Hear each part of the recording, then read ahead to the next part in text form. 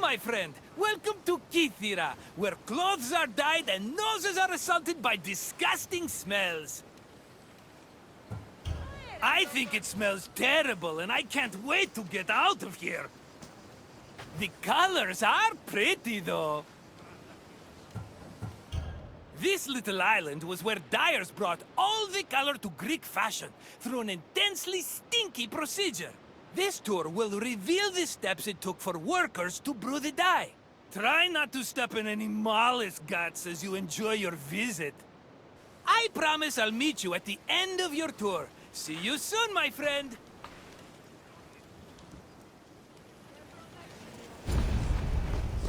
In Greece, fabric and clothing were colored using natural dyes from shellfish, insects, and plants. Skilled craftsmen across the Greek world extracted dyes from these sources and combined them with other substances to create a variety of colors. The dyeing process supposedly produced incredibly pungent smells, and ancient writers would often comment on the stink in their works. Is the generic name for 3 species of mollusks that reside in the Mediterranean. The substance they secrete was used by craftsmen to create the most expensive dyes in the ancient world, the most famous of which was Tyrian purple. Fishing techniques varied depending on the type of mollusk. In shallow waters, fishermen could simply dive and catch the mollusks, but they set traps if the water was too deep. Being carnivorous, murex were often lured using dead animal flesh as bait. It was imperative that the mollusks be captured alive, as they only secreted the precious purple liquid needed for dyes upon death. The purple liquid that made up most dyes came from a gland in the murex. To collect it, workers would either crack open the mollusk's shell with a knife, or if it was smaller, crush it with a stone. Each mollusk only produced a small amount of liquid, and thousands of them were needed to produce even a gram of the substance. Because of this, captured mollusks were usually kept alive in seawater immersed baskets until enough had accumulated to produce a satisfactory amount of dye. The mollusk glands were mixed with salt and left to decompose for 3 days. Afterwards, the resulting mash was placed in a vat, where it boiled until it was thickened and reduced to 1/16 of its original volume. The dyers stirred this mixture and removed any impurities. This process produced the foul odor so reviled. Dyers checked the hue of the purple liquid by dipping in raw wool. The hue could be changed by adjusting the temperature of the liquid and by soaking the wool for different periods of time, with longer soaking producing deeper shades. The wool was dyed once before spinning and again before weaving, to ensure it maintained its color. While murex purple dyed wool easily, it did not adhere as well to other fabrics, such as linen. Most Greek garments were made from rectangular fabric that was rarely cut or sewn. They were normally folded around the body, with girdles, pins, and buttons. Dyeing served to give the garments a more unique style. Decorations were also widely used and were either woven or painted on. They depicted things like animals, human figures, and mythological scenes. It was one of the most lucrative businesses in classical Athens. Textiles were made of either wool or linen, with wool being the most common. Women produced the garments worn in domestic life, although some men ran professional workshops that fulfilled the same need. Other textiles were made by slaves and laborers under the supervision of master weavers, fullers, and dyers. Clothes didn't just keep people warm. They were used as a way to communicate social identities like gender, status, and ethnicity. These could be expressed through garments and accessories, but also jewelry, hairstyles, perfumes, and cosmetics. Wealthy Greeks usually had garments of the highest quality, and all their accessories were decorated with gold, silver, or gemstones. Parasols and fans were also an important part of elite fashion, and were usually carried by accompanying slaves. The most common Greek garments were the peplos, the chiton, and the hymation. The peplos, typically worn by women, was a body-length cloth. It was folded back on itself and worn draped over the body and pinned over the shoulders. The chiton was a long garment with sleeves. Ankle-length chitones were normally worn by women, while men wore shorter versions of the garment. A hymation was a mantle that was worn over both the chiton and the peplos. Outside of daily life, there were also specialized clothes worn only in exceptional situations like weddings and religious ceremonies. Good to see you again, my friend. I bet your clothes feel heavier now that you know how many mollusks were killed to dye them. We are gathered here again for the Battle of 100 Hands. Indeed, impressive warriors from all over the Greek world have come to test their might and skill against each other. Whether it is the sharpest sword in the Athenian army, or the broadest shield Sparta can muster, all now stand alone against the many. At our climax, the final two will face off on a special battlefield. But only one will be called champion. Let the Battle of 100 Hands begin! Remember that horn! You'll hear it throughout the battle, marking your progress! Now, fight!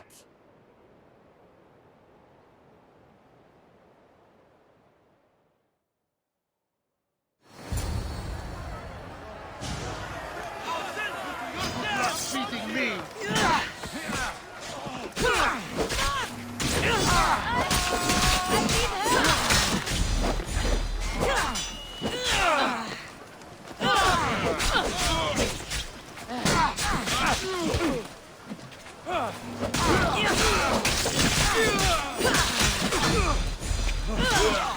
Shit!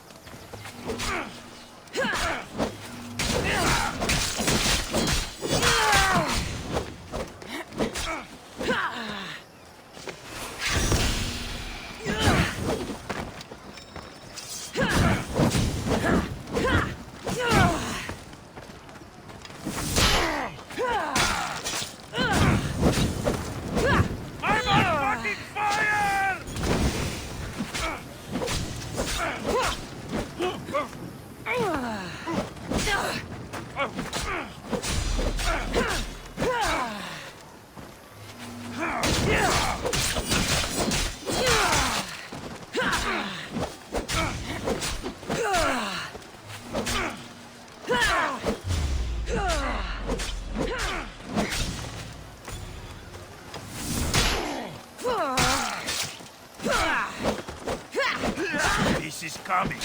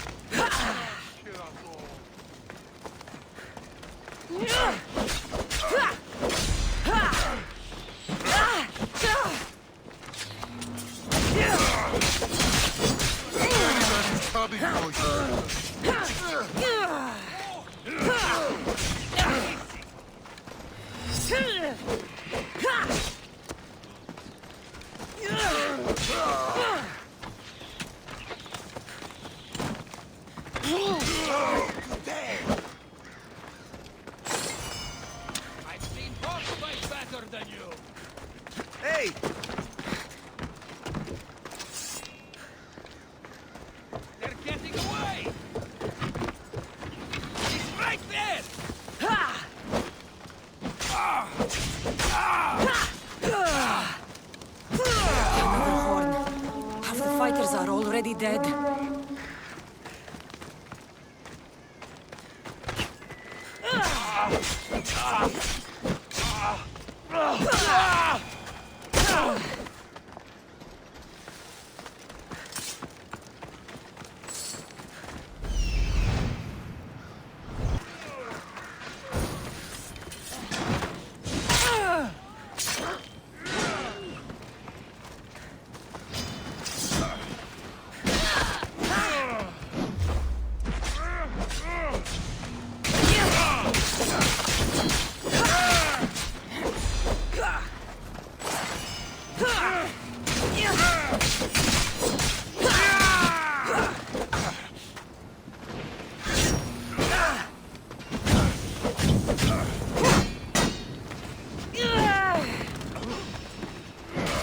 Somebody help me!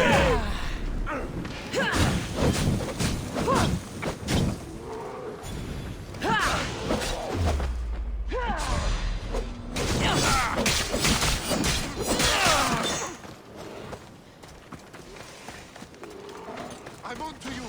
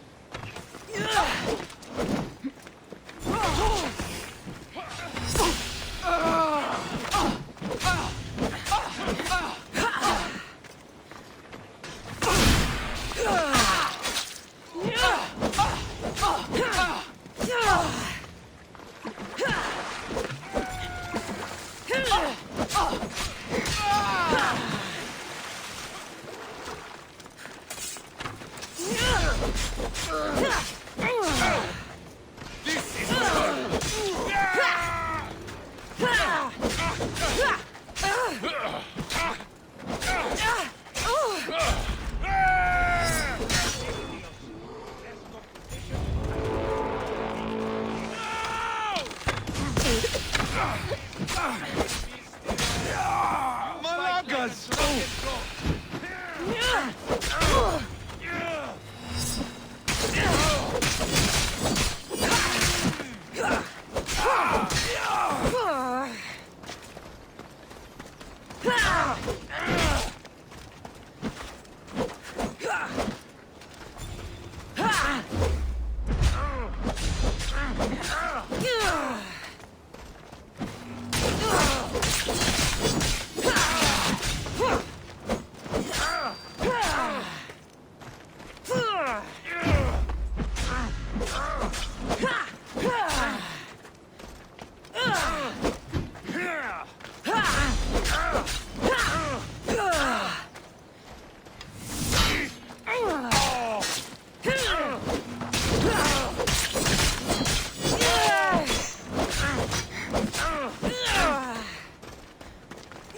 It'll soon be over. I mean, death is coming.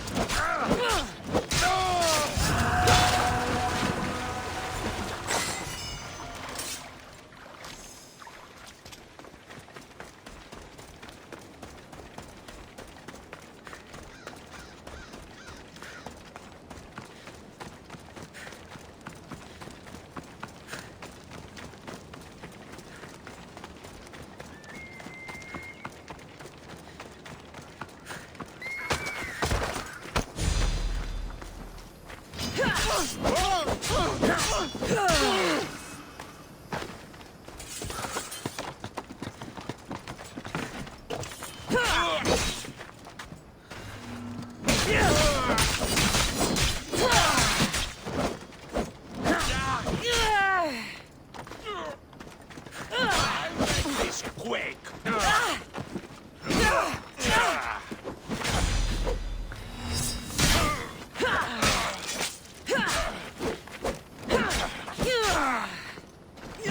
Another horn. Almost finished.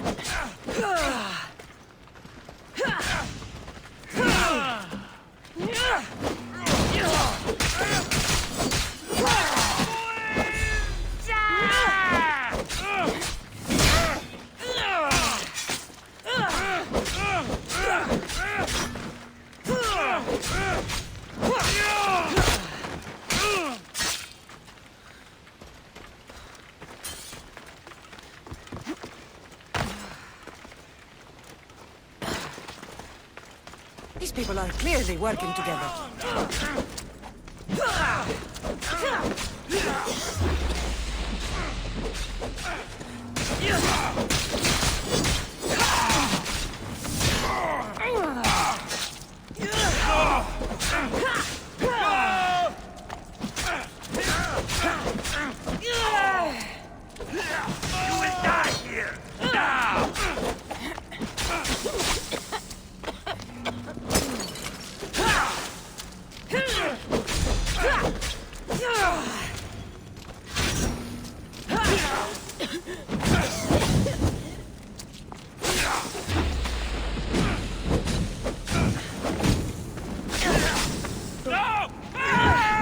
I'm nearly finished. I should return to Drakios.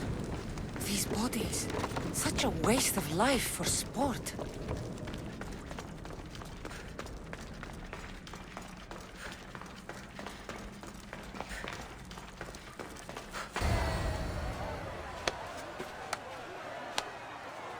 Well done, Cassandra!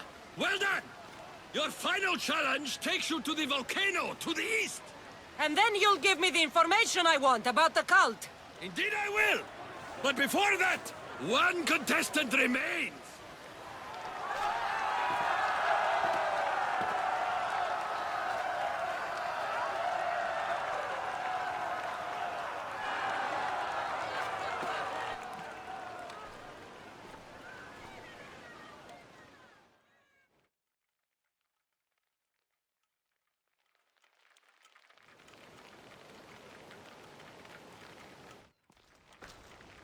I saw you fighting out there, Misthios.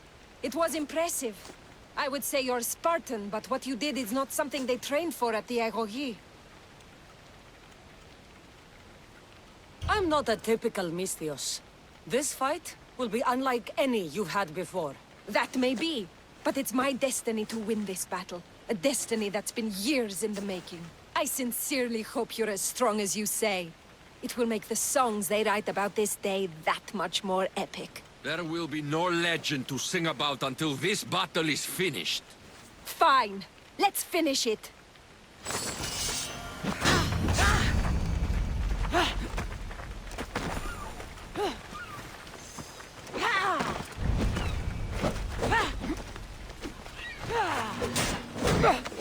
Come on! We need this to be a fight we are remembered for!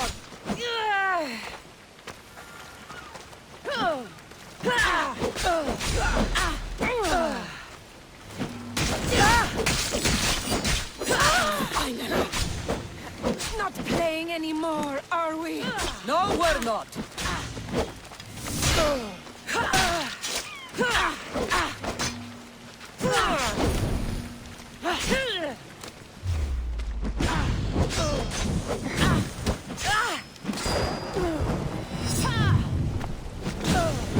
Yes!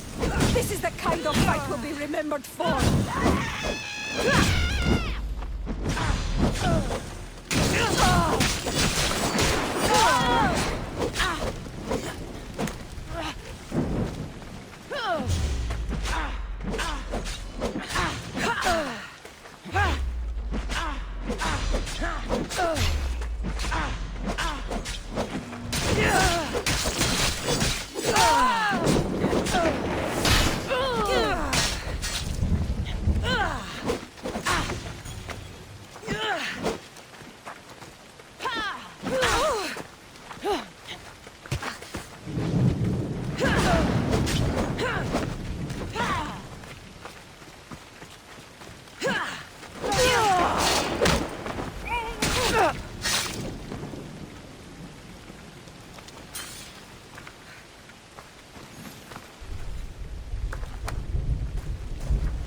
Well done, Misthios.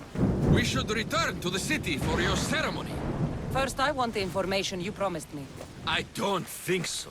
No more games. Tell me what you know about the cult. Truth is, Misthios, the Battle of 100 Hands was always a bit of a trap. Indeed, we've been doing it for years, hoping to draw out the sibling of the warrior Vibos. You found me. As I suspected. And you know what I'm capable of. Indeed I do. I've killed many people today, Drakios. I can make it one more. Today is the day I earn the big bonus from the masked ones. I was hoping we could do this elsewhere, but... I have plenty of fight left.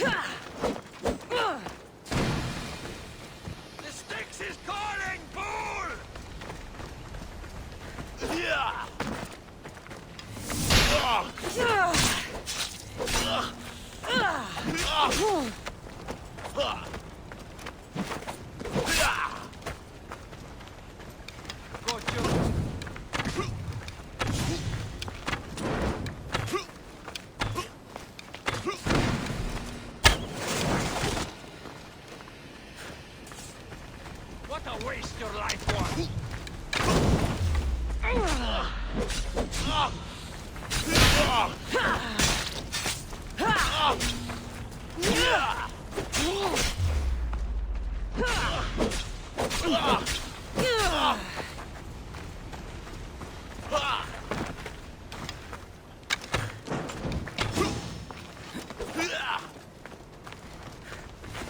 All these people died.